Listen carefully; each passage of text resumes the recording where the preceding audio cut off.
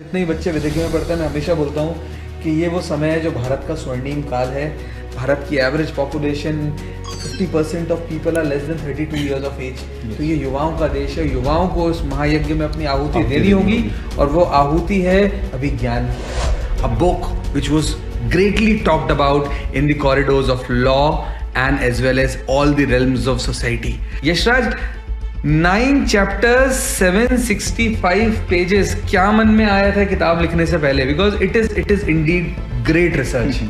तो बहुत सारे ओरिजिनल राइटिंग्स, बहुत सारे हिस्टोरिकल अकाउंट्स और ऐसी बहुत सारी चीज़ों को हमने देखने का, टटोलने का, समझने का प्रयास किया.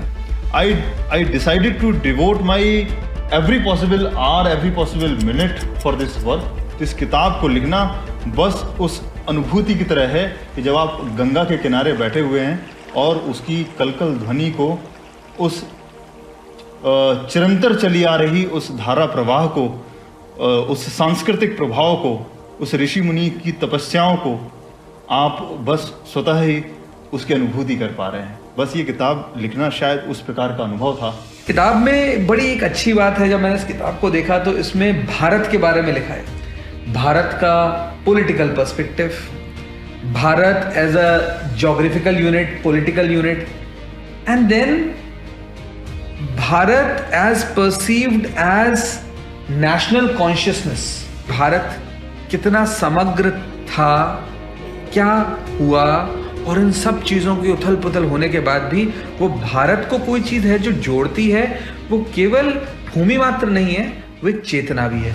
आखिर क्या ऐसी बात है कि इस सारी भारत भूमि को, इस पूरे अलग अलग क्षेत्रों को, अलग अलग देशों को, जहाँ इतनी सांस्कृतिक विभिन्नताएं हैं, इतनी सारी विशेषताएं हैं, लेकिन एक कोई चीज़ है जोड़ती है, वो है भारत की चेतना. There are some historical myth and the biggest among them which is sold well, and there's a narrative set कि भारत वो देश है जहाँ तो हम हजारों सालों तक गुलाम रहे थे.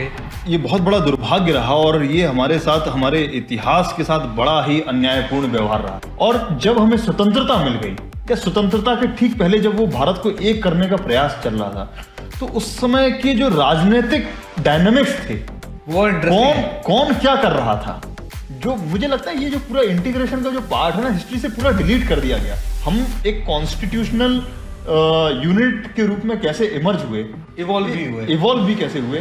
तो ये एक पॉलिटिकल साइंस के स्टूडेंट को, एक हिस्ट्री के स्टूडेंट को और लॉ के स्टूडेंट को, इनको समझना ये बहुत जरूरी है कि ये सारी प्रोसेस कैसे रही. तो 370 एक ऐसी चीज है जिसे अभी जो ये बच्चे पढ़ रहे हैं स्कूलों में, इन्होंने देखा है होते हुए. और you were a counsel who was representing in Supreme Court of India on the same issue, so you will have a better insight than a layman. Jammu Kashmir को एक अलग करके दिखाने की कोशिश, यही सबसे बड़ी समस्या थी. ये दुर्भाग्यपूर्ण था कि 1952 ऑनवर्ड्स, 1951 ऑनवर्ड्स उसका कांस्टेंट मिसयूज होना शुरू हुआ और एक वो सिंबल बन गया सेपरेटिज्म का.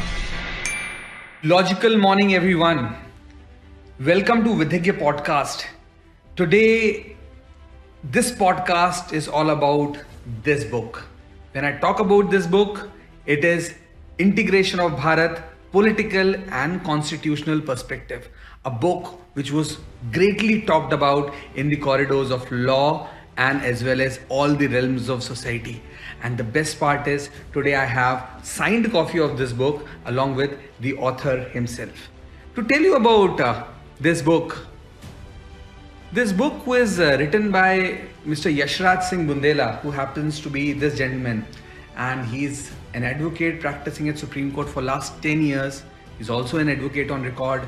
He is presently the standing counsel for the state of Madhya Pradesh at Supreme Court, and interestingly, he was also involved in the matter that is in Re Article 370, where the constitutional validity of Article 370 and the entire saga was being challenged before the Supreme Court and finally decided. So it is going to be a wonderful conversation. But to tell you about this book, when I got to have this book in my hand and when I got to hear about it, I would just want to share a few important things.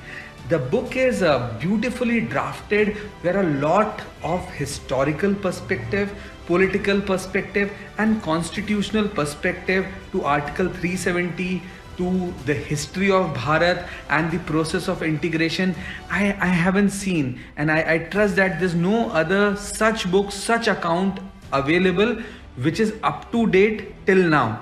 Interestingly, this book was the foreword of this book is written by his own guru, Mr. R. Venkatramani, who happens to be the present Attorney General of India.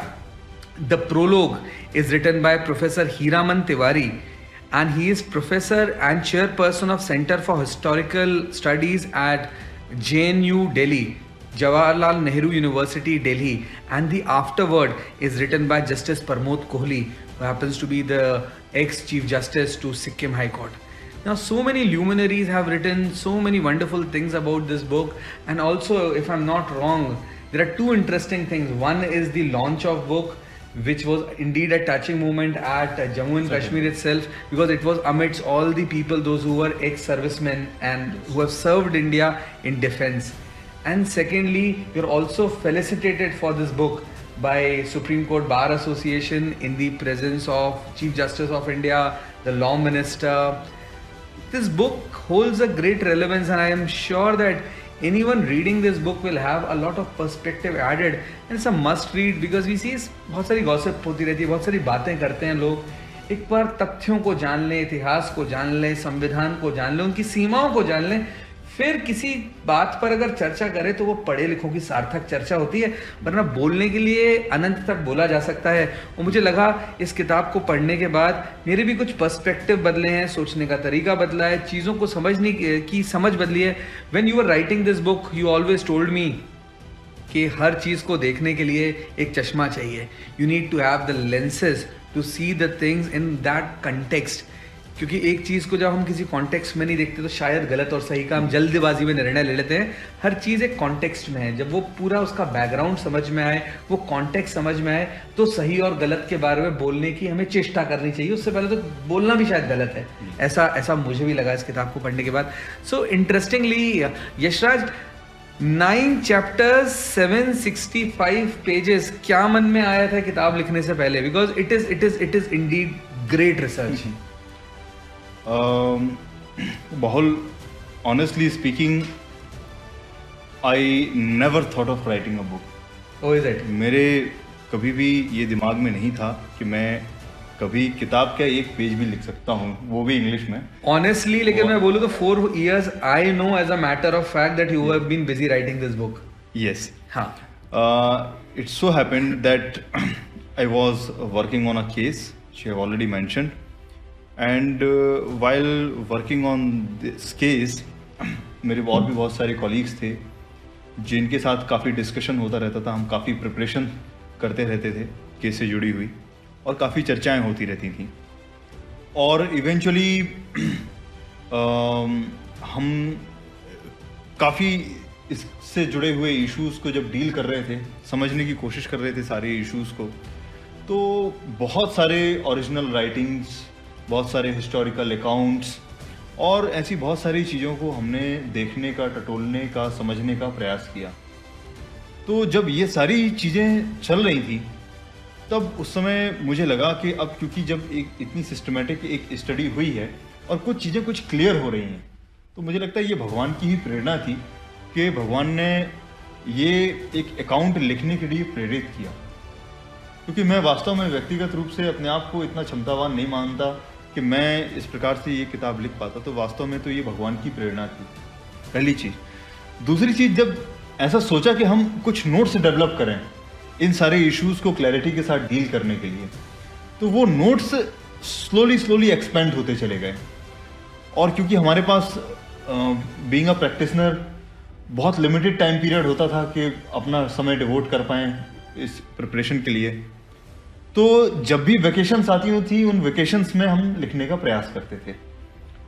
तो ये process लगभग इस subject को मैं 2013-14 से study कर रहा था, लेकिन लिखने की एक राइट डायरेक्शन में लिखने का प्रयास देखें तो 2019 ऑनवर्ड्स स्टार्ट.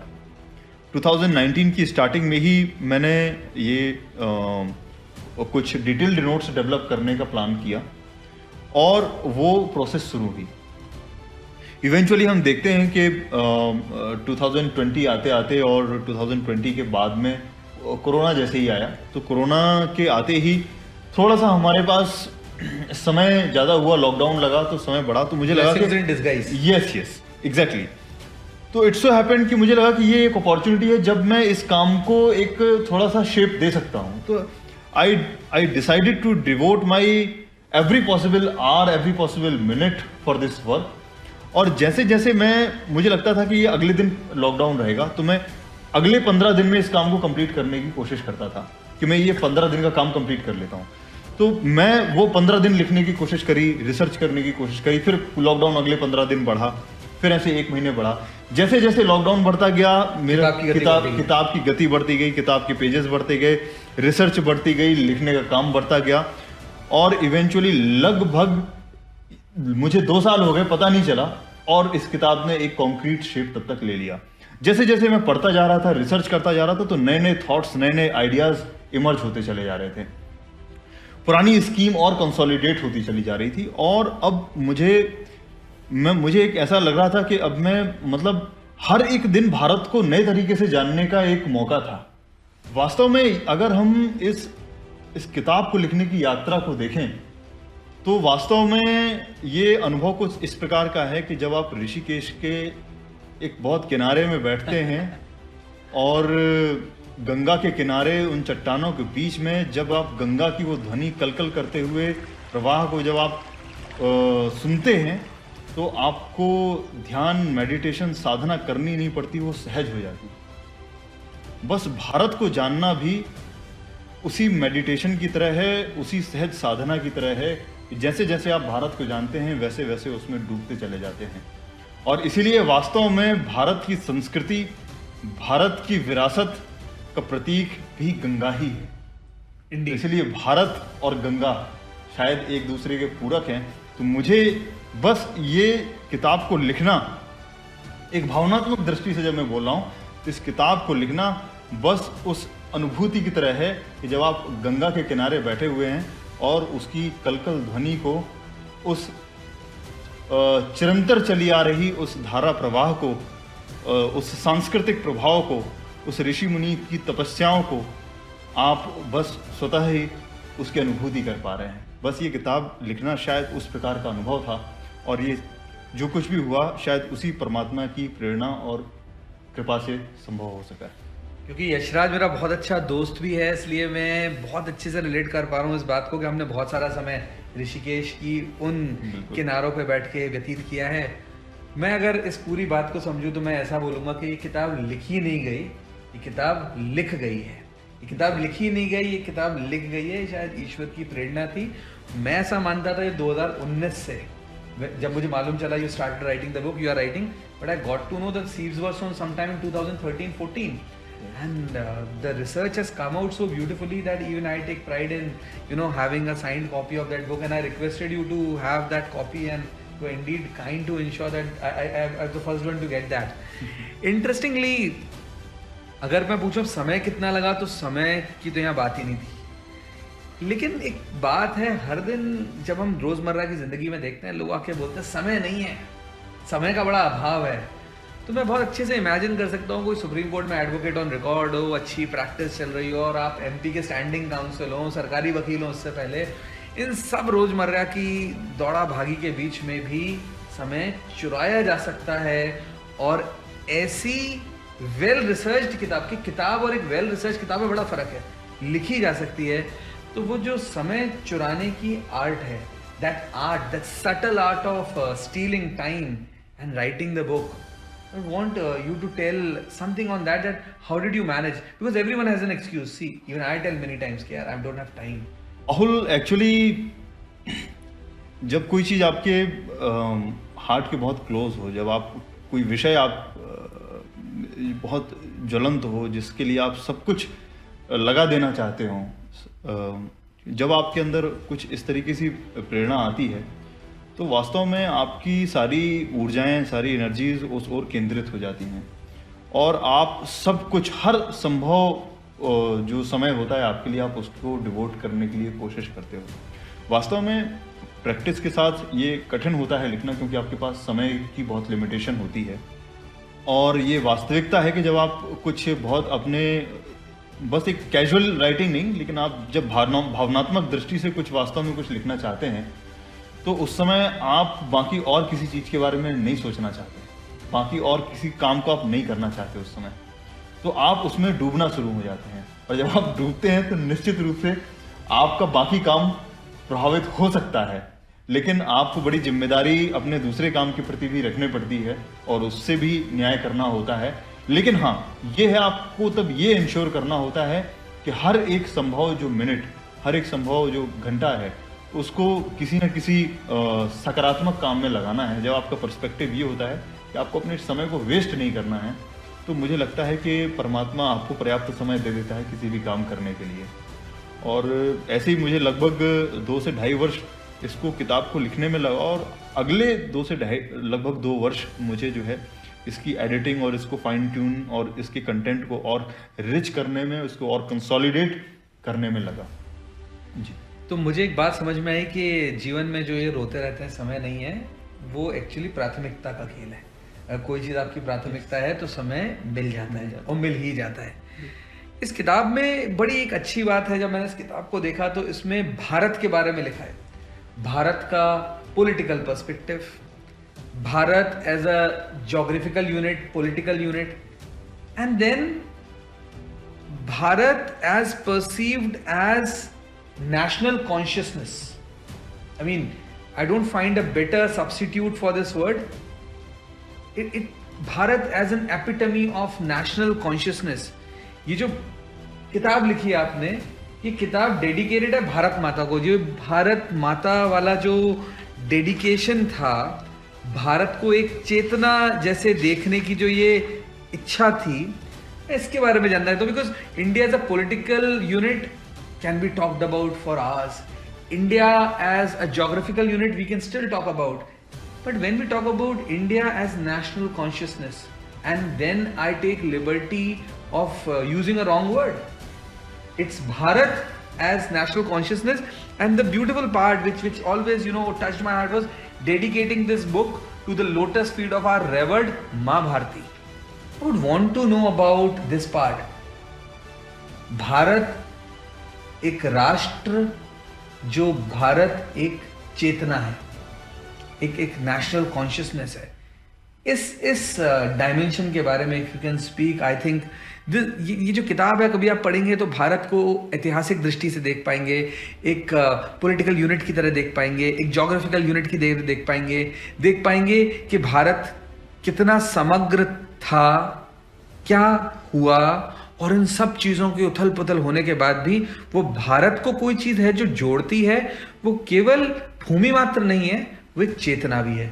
तो उस चेतना के बारे में यशराज, आपके विचार इस समय मुझे लगता है बड़े ज़रूरी भी हैं। जहां राष्ट्र को एक पॉलिटिकल और एक ज्योग्राफिकल यूनिट तक ही सीमित कर देते हैं, वहां कोई इस बात को लिख रहा है कि भारत एक राष्ट्रीय चेतना का, या भारत एक नेशनल कॉन्शियसनेस का विषय है। उस पर मैं आपसे सुनना चाहूँगा। बाहुल, जब मैं इस सारे विषय का अध्ययन कर रहा था, तो इस सारे विषय भारत को समझने के लिए मैंने महर्षि अरविंद, स्वामी विवेकानंद, एनी बेसेंट, रविंद्रनाथ टैगोर और भी बहुत सारे भारत के जो श्रेष्ठतम विचारक, चिंतक, क्रांतिकारी लोग रहे हैं, उनको पढ़ने का, उनको समझने का प्रयास किया।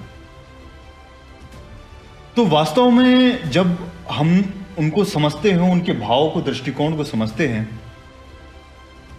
तो एक चीज बड़ी स्पष्ट होती है कि भारत जो है, या भारत मां कहें, ये कोई एक सिंपल नॉमेनक्लेचर नहीं है। ये कोई एक सिंपल हमने एक एम्बॉडीमेंट बना दिया, एक सिंबल बना दिया, जिस सिंबल को लेके हमें अपने आगे बढ़ना है। ये सिंबल नहीं है, ये वास्तव में एक यथार्थ में अस्तित्व में रखने वाली एक चेतना, एक शक्ति है जो निरंतर सक्रिय है, जिसकी अनुभूति की जा सकती है। और इस सारे भगवान की संरचना में सारे जो हमने कहा कि ये जो आखिर क्या ऐसी बात है कि इस सारी भारत भूमि को, इस पूरे अलग अलग क्षेत्रों को, अलग अलग देशों को, जहाँ इतनी सांस्कृतिक विभिन्नताएं हैं, इतनी सारी विशेषताएं हैं, इतने इतने प्रकार के भोजन, व्यंजन, वेशभूषाएं, सब कुछ है, लेकिन एक कोई चीज है जोड़ती है, वो है भारत की चेतना। और वो चेतना क्या है? वो है भारत की चेतना जो हर व्यक्ति को अनंत की ओर ले जाने का प्रयास करती है, अनंत से जोड़ने का प्रयास करती है, अपने अंदर गहराई में घुसने का प्रयास करती है, अपनी अंतर चेतना, अपने मन के अंदर बहुत गहराई में जाते हुए अपने आत्म स्वरूप को पहचानने के लिए प्रेरित करती है, वो भारत माता। शायद जब हम किसी और राष्ट्र के बारे में चिंतन करें, उसके बारे में लिखें, उसको समझने का प्रयास करें, तो शायद हम उसको सिर्फ जियोग्राफिकल यूनिट्स में कन्फाइन कर सकते हैं, उसके कुछ डायमेंशन, हिस्टोरिकल डायमेंशन और पॉलिटिकल डायमेंशंस में कन्फाइन कर सकते हैं, उसकी कुछ फिलॉसफीज पे भी उसको हम कन्फाइन कर सकते हैं। लेकिन जब हम भारत की बात करते हैं तो भारत की बात बिना भारत की आध्यात्मिक चेतना की नहीं हो सकती, क्योंकि भारत एक राष्ट्र के रूप में वो एक निरंतर चली आ रही चेतना है जो पूरी मानव जाति को उसके श्रेष्ठतम उद्देश्य तक ले जाने के लिए अग्रसर है और सक्रिय है।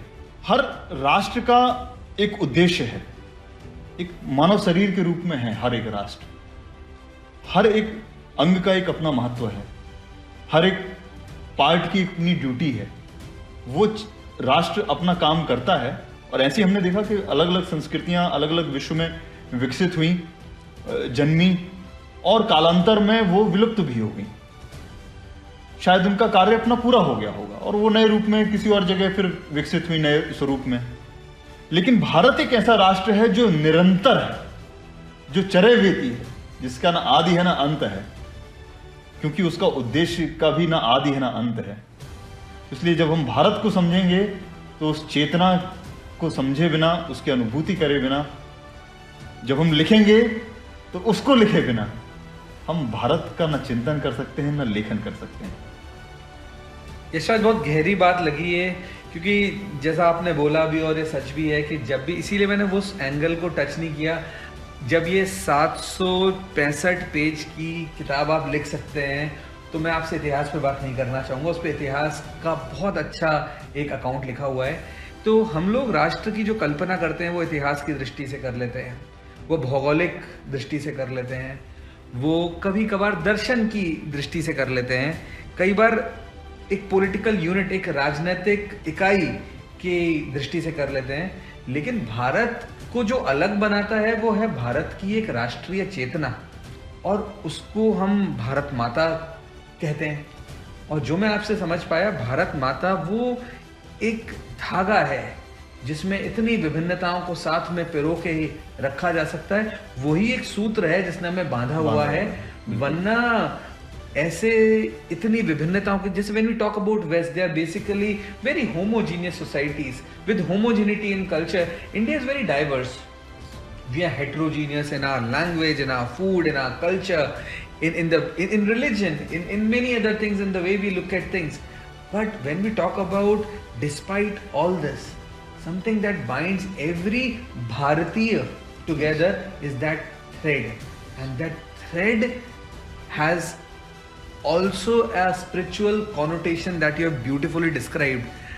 Also, Yashraj, at this point in time, when Bharat के लेके कई सारी ऐतिहासिक भ्रांतियां हैं, there are some historical myth, and the biggest among them, which is sold well, and there's a narrative set कि भारत वो देश है जहाँ तो हम हजारों सालों तक गुलाम रहे थे। And when I was reading this book, तो historical evidences जो आपने दिए, first of all let me appreciate, इस किताब में कुछ है ना rarest of rare maps, photographs, और मैंने ढूंढने की बहुत कोशिश की कि कहीं गूगल पे या कहीं आर्काइव्स में मिल जाए, वो मुझे मिला नहीं। तो पहला क्वेश्चन ये कि वो कहाँ से ढूंढ के लाए। This book have lot of maps, lot of photographs, और वो अवेलेबल नहीं है मतलब इतने आसानी से। तो पहले तो मैं बधाई देता हूँ क्या आपने वो लोगों को उपलब्ध करा दिया? और दूसरा मेरा प्रश्न है कि आपने ढूंढा कैसे? और फिर मैं इस बात पे फिर वापस आता हूँ, ये एक ज़रूरी बात है उसकी एक ऐतिहासिक विवेचना करना। जैसे जब एक इंस्टीट्यूशन में जाते हैं, मैं बेसिकली काफ़ी कुछ तो इंटरनेट से भी बहुत हेल्प मिली। आप नेहरू मेमोरियल लाइब्रेरी, जिसका वर्तमान में prime minister museum and library नाम है, बड़ी रिच लाइब्रेरी है। तो बहुत सारा फोटोग्राफ्स, मैप्स, बुक्स और बहुत रेयरेस्ट ऑफ रेयर उसका कलेक्शन है वहाँ पे, जिससे मुझे बहुत मदद मिली। नेशनल आर्काइव में मैप्स और बहुत सारे हिस्टोरिकल डॉक्यूमेंट्स, रेलेवेंट डॉक्यूमेंट्स का जो है एक कलेक्शन है, वहाँ से भी बहुत हेल्प मिली। फ़ोटो डिवीज़न है गवर्नमेंट ऑफ इंडिया का, वहाँ से भी फ़ोटोग्राफ्स मिले। ऐसे ऐसे बहुत सारे डिफरेंट सोर्सेज हैं। बहुत सारे पुरानी बुक्स में कुछ कलेक्शंस हैं, कुछ इंडिविजुअल्स के पास में कुछ रहा। तो ऐसे बहुत बहुत डिफरेंट फील्ड से एक्सप्लोर करते हुए जो मुझे अपने इस टेबल ऑफ कंटेंट, इस सब्जेक्ट मैटर के हिसाब से जो रेलेवेंट लगा, वो मैंने कोशिश करी कि एक कलेक्शन बना के, और इससे हालांकि किताब बहुत उसकी थिकनेस थोड़ा सा और एक्सपेंड हो गई, वो वॉल्यूमिनस किताब है, it's worth it, it's worth it. और जहाँ तक मैप्स की बात है, मुझे मैप्स लगा कि देखिए क्या है, जब तक हम एक हिस्टोरिकल अकाउंट्स को मैप्स के मदद के बिना जब हम देखते हैं ना, तो कहीं ना कहीं इमेज ब्लर्ड होती है। लेकिन जब वही चीज़ हम जब मैप्स के साथ देखते हैं तो हमें बड़ी मदद मिलती है। और इसमें मैंने कोशिश करी है कि एक सीक्वेंस के साथ एक मैप्स लगाएं, जिससे कि ये स्पष्ट हो कि किस प्रकार से किस प्रकार से दुनिया शुरुआत में देखती थी भारत को, और फिर कैसे कैसे वो प्रोग्रेस होती गई, और कैसे कैसे कार्टोग्राफी डेवलप हुई, और कैसे अल्टीमेटली मैप्स इमर्ज हुए, और अलग अलग कालखंड में भारत किस स्वरूप में रहा, क्या उसकी पॉलिटिकल सिचुएशन थी, वो उससे और ज़्यादा स्पष्ट होती है। तो कई सारी चीज़ों को समझना बहुत सहज और आसान हो जाता है जब हमें मैप्स और फोटोग्राफ्स की मदद मिलती है। तो I really appreciate you for this research, and it's a must read for everyone, because there are certain things in this book I think nobody yet has taken pain to compile them all together and bring that in one book. Anyone who's keen on understanding the process of integration of Bharat and what presently the new fact added is, abrogation of 370. I think the legal, constitutional, historical, political perspective, I think it's something anyone who's enthusiastic, it's a must read book. But again, I'm coming back to a myth which I, after reading this book, got to understand, कि हजारों साल तक भारत गुलाम रहा है। तो ये हजारों साल तक जो भारत गुलाम रहा है, क्या भारत मानचित्र पे देखें तो क्या सही में हजारों साल तक गुलाम रहा है? दुर्भाग्यवश ये बहुत बड़ा दुर्भाग्य रहा, और ये हमारे साथ, हमारे इतिहास के साथ बड़ा ही अन्यायपूर्ण व्यवहार रहा है। मतलब वास्तव में कुछ लोगों ने इस देश के इतिहास के साथ बहुत ही अन्यायपूर्ण व्यवहार किया। भारत में अलग अलग कालखंड में बहुत सारे फॉरेन इन्वेजन हुए। अगर आप 5वीं शताब्दी के पहले भी जाएंगे तो भी आप देखेंगे हून, शक्स, कुशन्स, ग्रीक्स, इन सबके इन्वेजन्स भारत में हुए। लेकिन भारतीय चेतना जागृत हुई, और इस एक राष्ट्र के होने का जो बोध था इस देश के लोगों में, एक राष्ट्र की एक चेतना है, ये राष्ट्र अस्तित्व में है। और यदि कोई बाहर से इस देश की संस्कृति को नष्ट करने का प्रयास कर रहा है, यदि इस देश में आके इस देश का हो जाने का प्रयास कर रहा है, तो हमने हमेशा उसका स्वागत किया। लेकिन जिस क्षण इस देश के लोगों को, इस देश में ये बोध हुआ कि कोई आके हमारे देश को, हमारी संस्कृति को, हमारी अस्मिता को नष्ट करने का प्रयास कर रहा है, हमने एक होकर उसका प्रतिकार किया और उसको परास्त किया, और हमने वापस से अपने अस्तित्व को पुनर्स्थापित किया। ये अलग अलग कालखंड में हम जब भारत के इतिहास को देखते हैं तो ये हमें बड़ी चीज स्पष्ट दिखती है। मुझे समझ में नहीं आता कि आखिर इस बात को इस सीक्वेंस में पहले क्यों नहीं नरेट किया गया। तो 1000 साल इतने बड़े बड़े देश की बात है, वो कितनी सही है? ये तो मैं बता रहा हूं कि मतलब 5th सेंचुरी के पहले की बात। 5th सेंचुरी के बाद भी अगर हम देखें तो 6th सेंचुरी ऑनवर्ड्स के जो फॉरेन इन्वेजन्स रहे हैं भारत के, specially starting from the Arabs. अगर हम अरब्स के बाद इन्वेजन्स जो है, मोहम्मद बिन कासिम ने पहली बार भारत को बताते हैं ऐसा कि मोहम्मद बिन कासिम ने पहली बार सफल प्रयास किया। लेकिन क्या हमने कभी ये प्रश्न पूछा कि मोहम्मद बिन कासिम आखिर कितने दिन तक भारत की भूमि पर टिक सका? क्या भारत की भूमि तो ठीक है, सिर्फ उस पंजाब तक जहां वो एंटर किया, उसके बाद वो वहां तक कितने दिन तक रह सका? मोहम्मद बिन कासिम बहुत कुछ ही वर्षों तक भारत के उस मुल्तान और पंजाब वाले रीजन में कुछ दिन तक अपनी पावर को कंसोलिडेट कर पाया। उसके बाद उसको वापस जाना पड़ा परास्त होकर इस देश से। तो भारत का मानचित्र तो बड़ा बड़ा है और ये तो एक बहुत छोटी सी जगह की बिल्कुल, ये इस दृष्टिकोण से हमें अपने इतिहास को वापस से देखना पड़ेगा। उसके बाद यदि हम देखें, उसके बाद लगभग 250 वर्षों का इतिहास है। उसके मोहम्मद बिन कासिम के बाद भी कुछ इन्वेजन्स हुए, मालवा तक अरब इन्वेजन्स होने का प्रयास किया, लेकिन नाग भट्ट, ललितादित्य, चालुक्याज और इन सारे अलग अलग भारत के देश के जो उस समय के लीडर्स थे, उन सब ने अपने आप को एक करते हुए और एक ऐसा करारा जवाब दिया कि उसके बाद लगभग 250-300 वर्षों तक भारत पे कोई भी विदेशी आक्रांता सफल नहीं हो सका भारत में अपनी सत्ता को स्थापित करने के लिए या भारत को जीतने में। इसके बाद अगर आप देखें, मोहम्मद गजनवी भी अगर हम देखते हैं तो वो भी भारत में आया, काफी हिस्से तक वो जीतता चला गया, लेकिन अल्टीमेटली जब तक वो सेंट्रल इंडिया तक पहुंचा तो वहां उसको चंदेलाज और यहाँ पे जो गुजर प्रतिहाराज की जो शक्ति थी, नागभट्ट और इन सब राजा भोज के चलते उसको वापस से गुजरात के रास्ते वापस सिंध होते हुए लौटना पड़ा और लगभग जो उसने भारत से लूटा था लगभग वो उसको विड्रॉ कर, सब कुछ उससे लुटपिट गया खुद भी। उसके बाद यदि हम देखते हैं, मोहम्मद गजनवी अपनी किसी भी प्रकार से अपनी शक्ति को भारत में कंसोलिडेट नहीं कर सका। मोहम्मद गौरी एक ऐसा प्रयास था कि मोहम्मद गौरी के आने के बाद तुर्क्स ने भारत में कुछ अपनी सत्ता को स्थापित करने का प्रयास किया। खिलजी के समय भारत उन्होंने और ज्यादा एक्सपेंड करने की कोशिश करी और दक्षिण तक भी एक्सपेंड करने की कोशिश करी, पूरब और पश्चिम में भी एक्सपेंड करने की कोशिश करी। लेकिन हम देखते हैं उसके साथ ही साथ भारत का संघर्ष भी उतना ही प्रबल, उतना ही मजबूत और उतना ही सशक्त रहा। और उस जैसे ही हमने उस प्रतिकार करना शुरू किया, मेवाड़ एक केंद्रीय शक्ति के रूप में इमर्ज हुआ और उसने अल्टीमेटली लगभग सल्तनत की जो ताकत थी उनको कुछ ही केंद्रों में सीमित कर दिया, लगभग दिल्ली के कुछ कॉर्नर्स तक सीमित कर दिया। और हम देखते हैं जब हम ये 1000 वर्ष की ये जो मिथ है, जब हम इसको फ्रेगमेंटेशन इसका करते हैं तो हम देखते हैं कि वास्तव में तो अलग अलग सत्ता बहुत सीमित क्षेत्रों तक केंद्रित थी और वही भारतीय बहुत टाइम तक। यस, यहां तक कि जब मुगल्स के बारे में भी जब हम चर्चा करते हैं तो हमें ऐसा लगता है कि अकबर द ग्रेट, तो अकबर का तो लगभग पूरे भारत में शासन रहा। ऐसे ही हमें लगता है कि औरंगजेब का तो पूरे भारत में शासन रहा। हमने क्या कभी ये प्रश्न इतिहासकारों से पूछा क्या हमने कभी इस बात को समझने का प्रयास किया क्या कि जब अकबर नॉर्थ को अपने डोमेन में ले रहा था, उसी समय equally powerful Vijayanagar empire south में इमर्ज हो रहा था और लगभग उसके पास भी उतनी ही शक्ति थी। नर्मदा के बियॉन्ड अकबर की कितनी ताकत थी, मुगल्स कितना एक्सपेंड कर पाए। और जब उन्होंने एक्सपेंड करने की कोशिश करी तो उसका क्या हर्ष हुआ, जब उन्होंने अपनी इस देश की शक्ति को, जब इस देश की संस्कृति को नष्ट करने का प्रयास किया।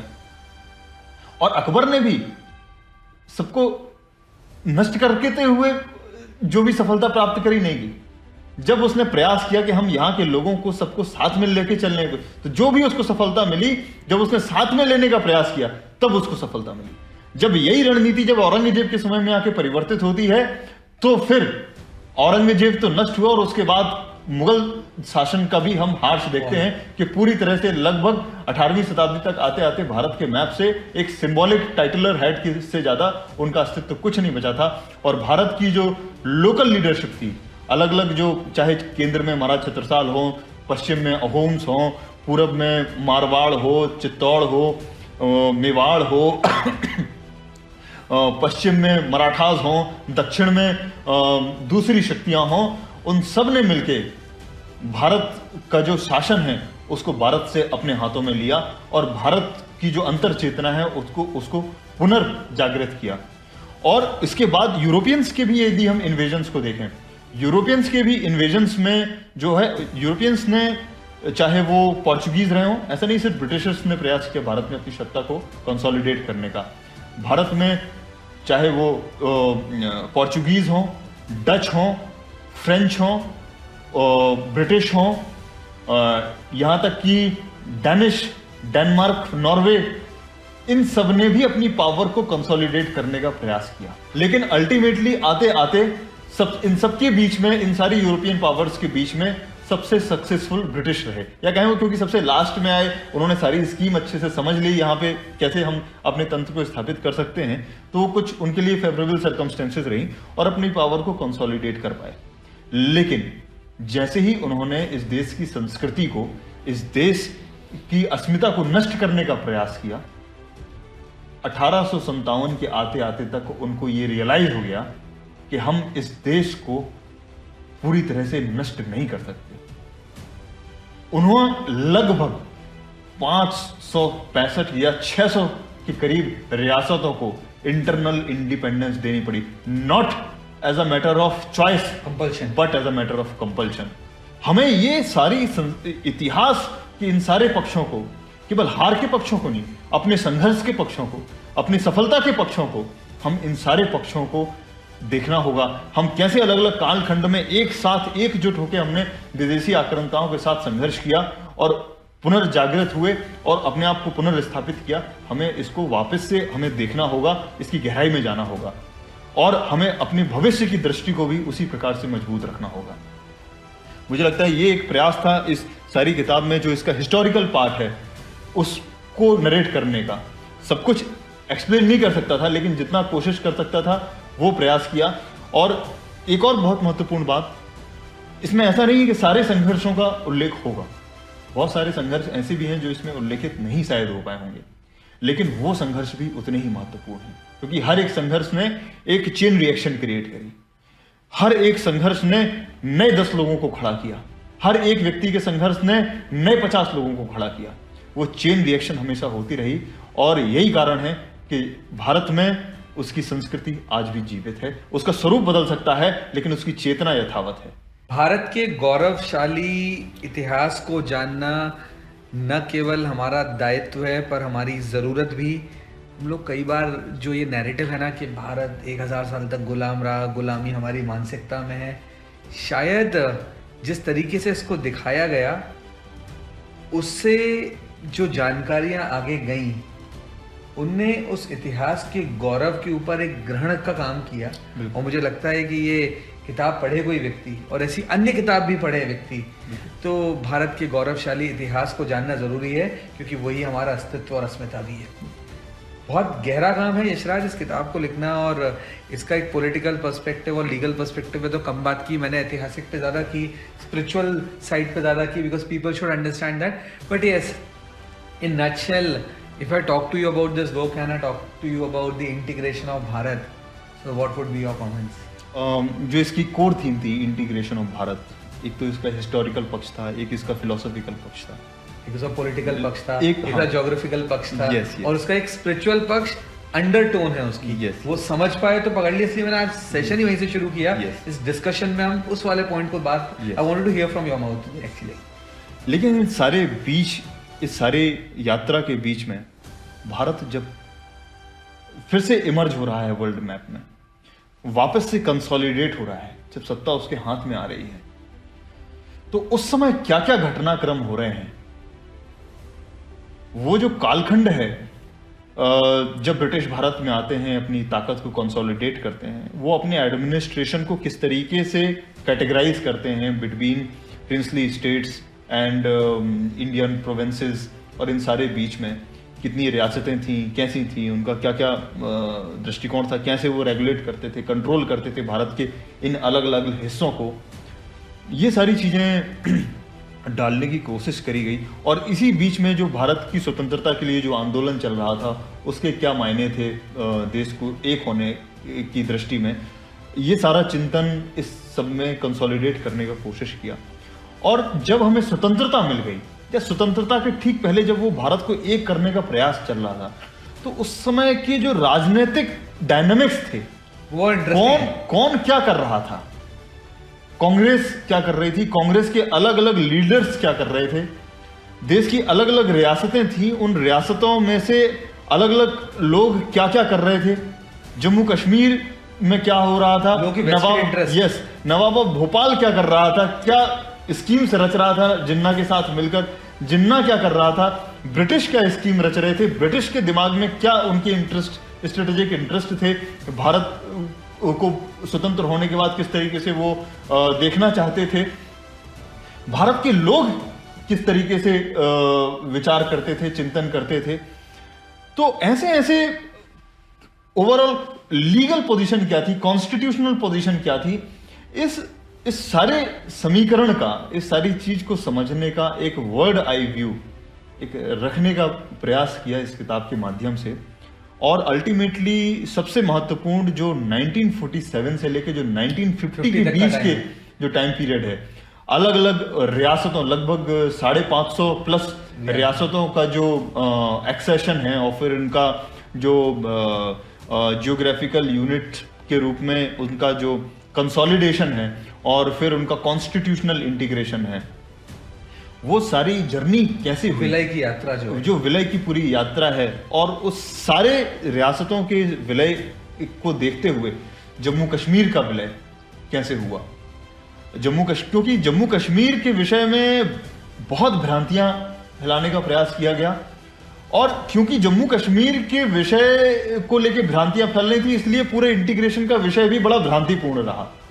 हैदराबाद का इंटीग्रेशन कैसे हुआ, जूनागढ़ का इंटीग्रेशन कैसा हुआ, क्या सिर्फ जूनागढ़, हैदराबाद और जम्मू कश्मीर का इंटीग्रेशन हुआ, क्या बाकी सारी इतनी रियासतें थी उनका भी तो इंटीग्रेशन समझना होगा जब हम बाकी इनका इंटीग्रेशन समझ रहे हैं।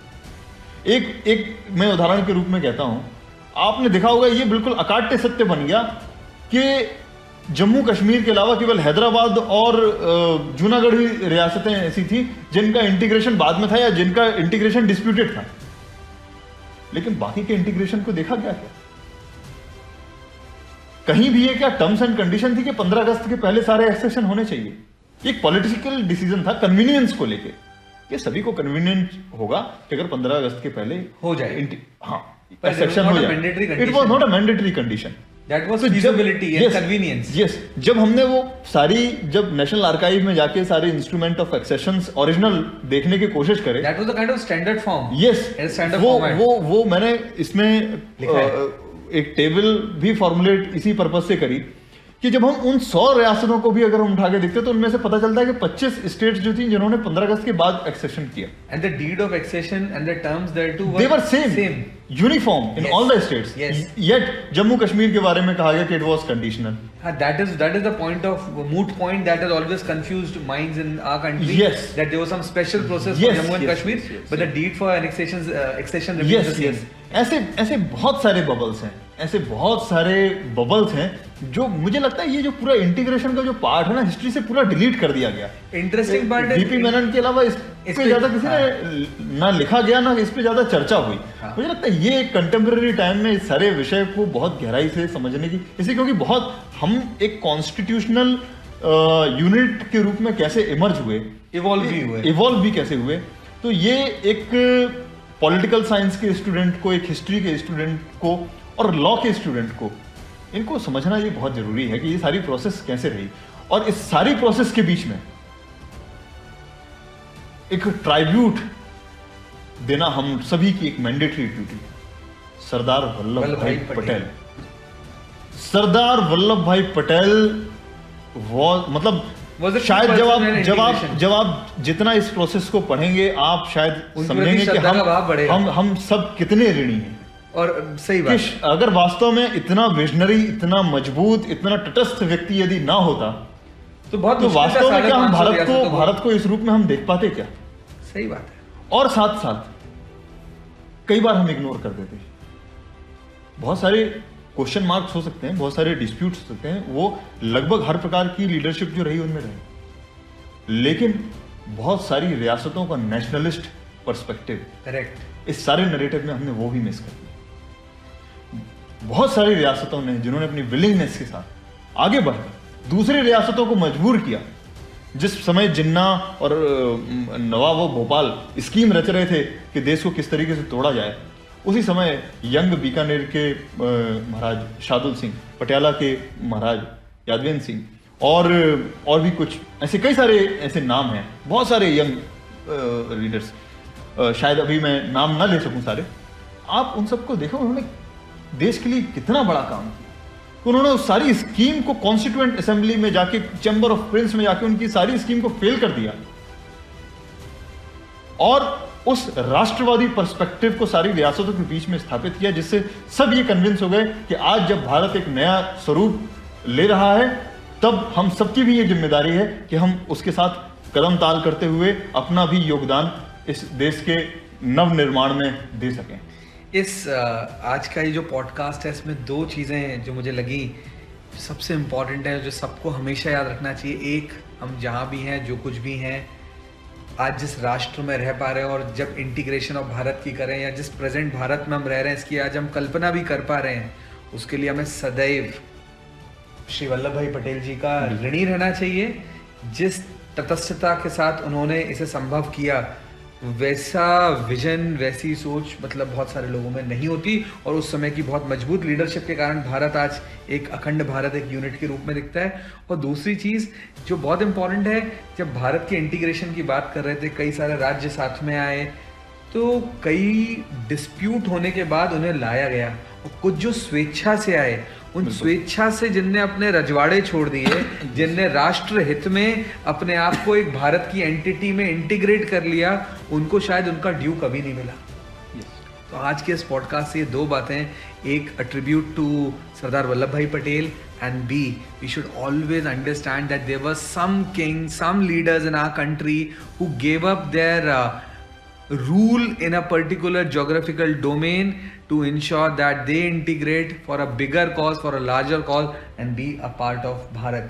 So these were two very interesting learnings, Yashraj. I mean, you explained us about the historical perspective, you explained us about the legal perspective, about the deed of accession being same to all, but I would want you to throw some light on the legal perspective as well, when it comes to Article 370, when it comes to that presidential order under 35A, Article 35A, and interestingly, and more interestingly, when as a person, as an advocate on record at Supreme Court, also as a counsel who was involved in this case and who represented in this particular case, played a very pivotal role. So how do you see this abrogation of 370 and 35A from your lenses as an author of this book, and from your lenses being a counsel representing a party in this case? शायद ये उतना महत्वपूर्ण नहीं है, क्योंकि मैं उस सारी कड़ी का एक छोटा सा हिस्सा था, लेकिन बहुत सारे लोग जो शायद कभी भी सामने नहीं आते, जो उसका कड़ी का हिस्सा था, वो कड़ी का योगदान शायद हम सभी शायद ना जान सकें। वास्तव में मैं कुछ लोगों, मतलब ऐसे बहुत सारे लोग हैं जिनका मैं नाम नहीं ले सकता, लेकिन वास्तव में हम सब ये किताब के माध्यम से उनको भी एक ट्रिब्यूट देने का प्रयास है कि बहुत सारे लोग इस देश में, इस देश के लिए अपना सब कुछ निछावर कर देने के लिए तैयार हैं, और वो कभी सामने नहीं आते। लेकिन यशराज, मेरा इसमें जो कहने का मतलब था, मैं रोकूंगा 2 मिनट, मेरा कहने का मतलब सिर्फ इतना था, क्योंकि ये एक बड़ा डिबेटेड इशू रहा है सुप्रीम कोर्ट में, कई सारी जो प्रोसीडिंग्स हुई हैं, लाइव स्ट्रीम भी हो रही थी, लोग देख भी रहे थे। तो 370 एक ऐसी चीज है जिसे अभी जो ये बच्चे पढ़ रहे हैं स्कूलों में, इन्होंने देखा है होते हुए, और you were a counsel who was representing in Supreme Court of India on the same issue, so you will have a better insight than a layman. तो उस इंसाइट के हिसाब से अगर मैं लीगल पर्सपेक्टिव की बात करूं, so very quick answer on article 35A and 370 and the process of abrogation. हाँ, बेसिकली जो रिसर्च की जो जिम्मेदारी थी, जो रिसर्च का जो हिस्सा था, बहुत सारे लोगों के साथ जुड़ के जो हम सब काम कर रहे थे, ये हम सबका एक कॉमन थिंकिंग थी। वास्तव में देखें तो ये जो सारी प्रोसेस है, जम्मू कश्मीर को एक अलग करके दिखाने की कोशिश, यही सबसे बड़ी समस्या थी। वास्तव में लगभग सब कुछ जम्मू कश्मीर में बाकी देशों, रियासतों की तरह जिस तरीके से उनका इंटीग्रेशन हुआ, वैसा ही जम्मू कश्मीर के दृष्टिकोण में भी लगभग हुआ पूरा का पूरा। लेकिन क्योंकि कुछ circumstances, because war was going on, वहाँ की उस समय असेंबली एग्जिस्ट नहीं करती थी, तो कुछ सर्कमस्टेंसेस ऐसी थी कि जिन कारण से बहुत सारे निर्णय ऐसे नहीं लिए जा सकते थे जम्मू कश्मीर के परिप्रेक्ष्य में, जो बाकी रियासतों में लिए जा सके, जिसके कारण एक 370 लाया गया, लेकिन 370 का भी अल्टीमेट ऑब्जेक्टिव था कंप्लीट कॉन्स्टिट्यूशनल इंटीग्रेशन। करेक्ट। और जो क्योंकि पूरा का पूरा कॉन्स्टिट्यूशन जम्मू कश्मीर में अपने आप लागू नहीं हो रहा था, 370 के रूट से लागू हो रहा था उसके प्रोविजन, एक्सेप्ट आर्टिकल 3 जो यूनियन ऑफ इंडिया की बात करता है, that was getting applied in the state of Jammu and Kashmir on its own.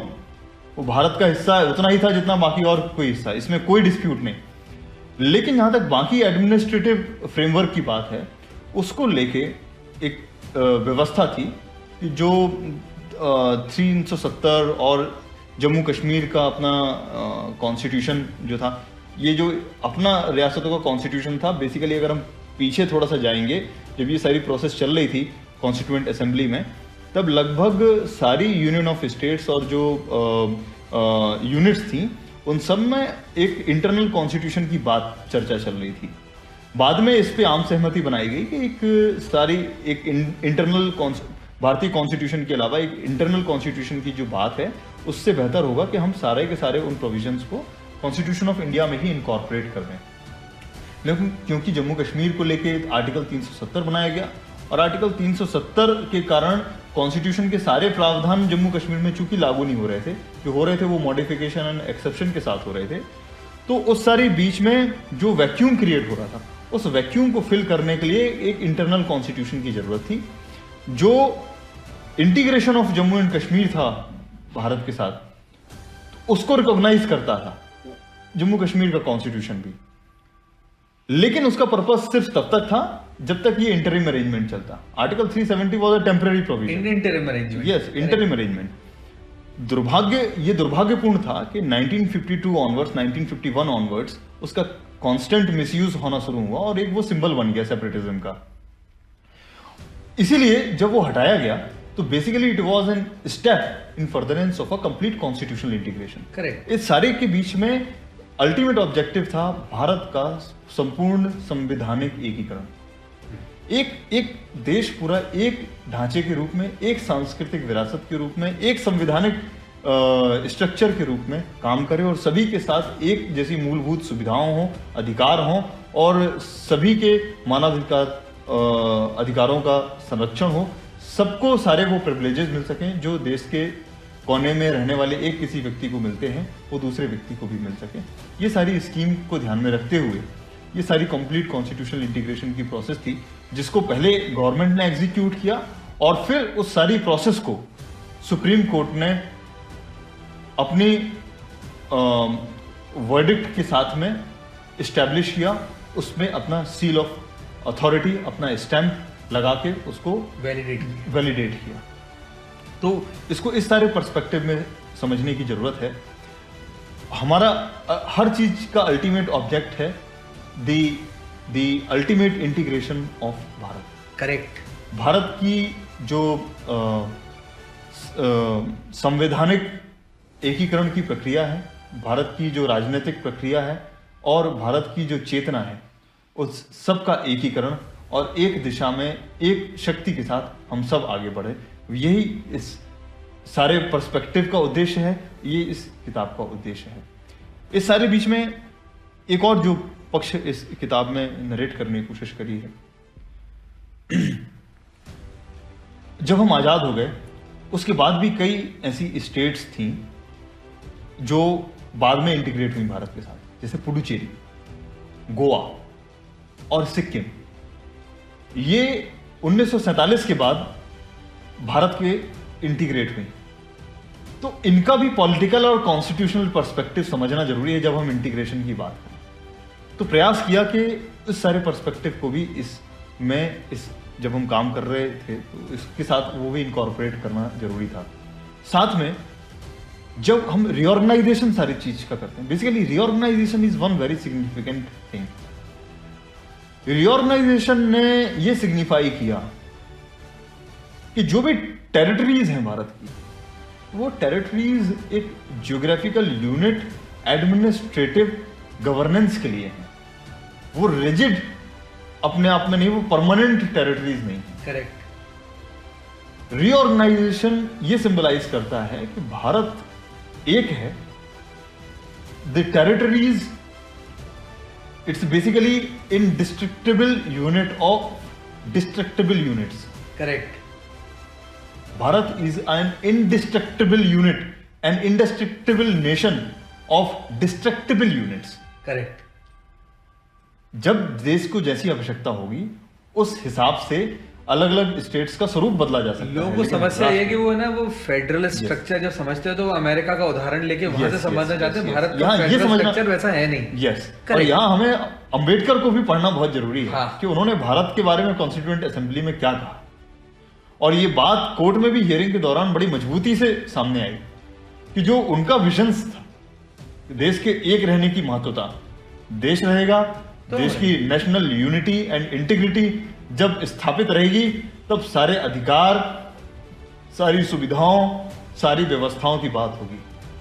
तो unity and integrity of the nation is utmost important. और उस सबके बाद फिर हम सबका, भारतवासियों का एक स्पिरिचुअल प्रोग्रेस, करेक्ट, एक बेटर ह्यूमन बीइंग बनने का प्रयत्न, उस ओर आगे बढ़ना, और उससे ऐसे मापदंड, ऐसे स्थापित करना है मापदंड कि जो पूरे विश्व के लिए अनुकरणीय है। ये जिम्मेदारी हम सब को निभानी है। तो हमें अपने अपनी जीवनों को इस तरीके से धारण करना होगा। इसलिए इस देश के जो आदर्श हैं वो राम, इसलिए इस देश के आदर्श मर्यादा पुरुषोत्तम राम, कि हमें सारी मर्यादाओं का ध्यान में रखते हुए इस देश का चिंतन करना है, मनन करना है और उसके लिए काम करना है। बहुत ही अच्छी बात लगी यशराज। मेरे को लगता है कि ये बात सबको समझना चाहिए कि अब वो समय आ गया है कि ये जो हवन है, ये यज्ञ चल रहा है, महायज्ञ, इसमें हम सबको अपनी आहुतियाँ देनी है, और हम सबकी आहुतियाँ अगर समय समय पे हम देते रहे तो भारत जो विश्व गुरु था, विश्व गुरु है, वो अपने आप को दुनिया में बहुत मजबूती से वापस विश्व गुरु की स्थिति में ला पाएगा। Interestingly we are heading towards being the third largest economy very सून।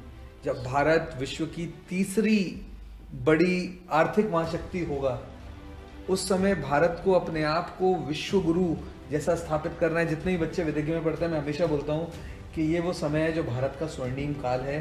भारत की average population 50% of people are less than 32 years of age. तो ये युवाओं का देश है। युवाओं को इस महायज्ञ में अपनी आहुति देनी होगी, और वो आहुति है अभी ज्ञान की आहुति, अपने कर्मों की आहुति। जो जहाँ है वो अपने कर्मों में अगर पूरी ईमानदारी रख ले तो राष्ट्र का भारत है, रथ होना जरूरी है।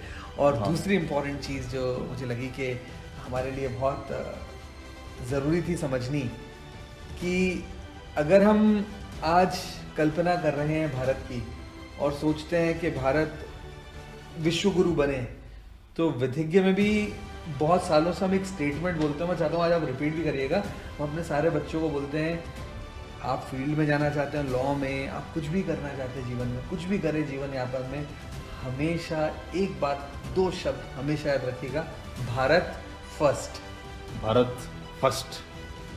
Thanks a lot, Yashraj. It was wonderful. And to everyone, please understand that this is not just a book. It is an account of history. It is a fair research about polity. It is a very well defined and fact-based understanding of geography. And yes, the cultural, philosophical, and spiritual journey of Bharat with evidences, with logic and with faith that intertwined so beautifully. I think this book has crafted, I think that is God's willingness that, you know, this book was not written but it has gotten written. Absolutely. And you have been blessed to do so, and it's indeed a matter of great happiness, pride for me that when I see you being chosen by God for this work, I think you have done justice with what you are doing, and give us a million more reasons to feel proud of you. It was wonderful having you, Yashraj, today. And to everyone, Integration of Bharat, Political and Constitutional Perspective. ज़रूर पढ़िएगा इस किताब को। अगर आप law के student हैं, आप हिस्ट्री के स्टूडेंट हैं, आप सोशियोलॉजी के स्टूडेंट हैं, और आप अगर नहीं भी हैं तो भी आपको बहुत सारे ऐसे तथ्य जिनकी जानकारी नहीं थी, जिन पे बड़ी कुतर्क का माहौल बना है, उसमें कुछ एविडेंस बेस्ड लर्निंग मिलेगी। आप पढ़िए, समझिए, जानिए, फिर अपनी अपनी बुद्धि से अपने अपने निर्णय ले लीजिए, लेकिन किसी धारणा को बनाने से पहले पढ़ना ज़रूरी है। पढ़ते रहिए, लगे रहिए, और हाँ, भारत को विश्व गुरु बनाना है, और भारत फर्स्ट। भारत फर्स्ट।